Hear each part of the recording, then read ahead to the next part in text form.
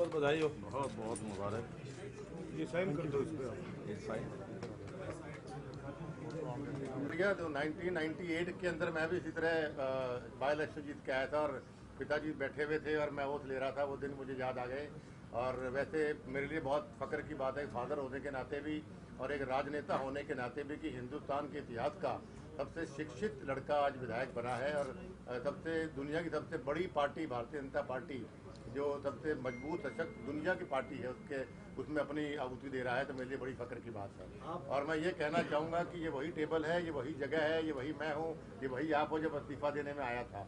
तब भी मैंने चैलेंज किया था भूपेंद्र सिंह हुड्डा को और आज फिर मैं वही कहता हूँ कि ये दूसरी मात मैंने उनको दी है। पहली राज्यसभा के चुनाव में दी थी, फ्री हैंड मिलते, दूसरी मात ये दी है। और आगे राज्यसभा लोकसभा का चुनाव आएगा उसमें ध्वस्त करेंगे और फिर विधानसभा चुनाव में कांग्रेस का दुपड़ा साफ करेंगे। लेकिन ये जीत आदमपुर हल्के की जीत है, मनोहर लाल जी माननीय उनकी कार्यशैली की जीत है, माननीय नरेंद्र मोदी जी की नीतियों की जीत है और ये जीत आदमपुर हल्के के हर कार्यकर्ता नेता जी। तो आप सक्रिय राजनीति करते रहेंगे राजस्थान में? इस उम्र में घर तो नहीं बैठूंगा मैं। सर राजस्थान की चर्चा चल रही है कि आप वहां पर चुनाव लड़ सकते हैं, क्या इसमें सच्चाई? देखिए, भारतीय जनता पार्टी जहाँ से आदेश करेगी वहाँ से चुनाव लड़ूंगा, लेकिन मेरी इच्छा हरियाणा में रहने की है।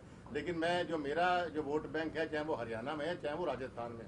अब मेरी पहली प्राथमिकता थी मनोहर लाल खट्टर जी के आशीर्वाद से कि हम आदमपुर हल्का विजयी करें, वो हम जीते उसके अंदर। अब प्राथमिकता रहेगी जो मेरा व्यक्तिगत वोट बैंक रहा है भजन लाल जी का, मेरा उस वोट बैंक को चाहे वो हरियाणा में चाहे राजस्थान में है उनको घूम घूम के पूर्ण रूप से बीजेपी में शामिल करवाऊं, ताकि आने वाले समय में मोदी जी के हाथ मजबूत करे और देश मजबूत करे। हरियाणा के भी कुछ कांग्रेस नेता आपके संपर्क में है जो आना चाहते हैं? संपर्क में तो बहुत नेता है और भी आएंगे, पर जो खट्टर साहब आदेश करेंगे तो मिलवाते रहेंगे। कांग्रेस में जो गुटबाजी चल रही है अभी उदयमान जी और जो किरण चौधरी, इसका जवाब माननीय मनोहर लाल खट्टर जी दे सकते हैं, मेरे अधिकार क्षेत्र से बाहर है। कुलदीप जी, किरण चौधरी और उदयमान के बीच में जो इस तरह जवाबी तीर चल रहे हैं, दोनों एक दूसरे को लेकर खुले तौर पर गुटबाजी सामने आ रही है, क्या कहेंगे इसको? Congress party self destruction mode पे है, इसीलिए मैंने पहले भी कहा कि बड़े बड़े नेता पार्टियां छोड़ के जा रहे हैं। ये इसका अगर कोई जैसे सिंधिया साहब चले गए, आरपीएन सिंह चले गए, जतिन चला गया, मैं चला गया, आजाद साहब चले, गुलाम नबी जी, तो अगर जब बड़े बड़े नेता पार्टी छोड़ते हैं तो पार्टी में नुक्स होता है, नेताओं में नुक्स नहीं होता। तो यही आपको बता रहा हूँ, जो ये इनफाइटिंग है, ये सेल्फ डिस्ट्रक्शन सुसाइडल मोड पे कांग्रेस का कोई फ्यूचर नहीं। कांग्रेस खत्म हो चुकी है।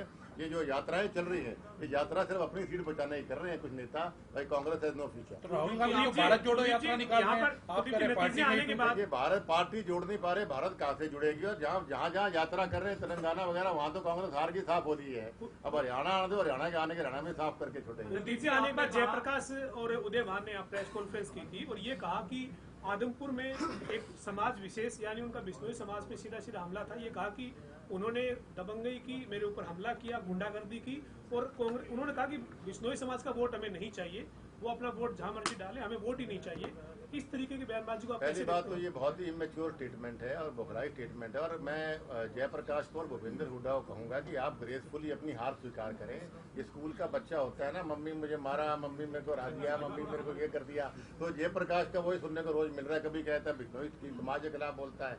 अगर जिस समाज के पैर पकड़ के वोट मांग रहा है उस समाज के खिलाफ बोलना, मैं समझता हूँ बौखलाहट है, इमेच्योरिटी है, सटियापन है, उनको माफी मांगनी चाहिए। कुलदीप जी, आपने कहा कि अब और मैं ये कहना चाहूंगा, क्या ये कांग्रेस पार्टी का स्टैंड राजस्थान चुनाव में भी रहेगा कि उन्हें बिश्नोइयों के वोट नहीं चाहिए? इस पर क्लैरिटी भूपेंद्र हुड्डा और राहुल गांधी दे। कुलदीप जी, आपने कहा कि आपकी इच्छा है कि हरियाणा के अंदर ही आप अपनी राजनीतिक पारी जो है उसकी शुरुआत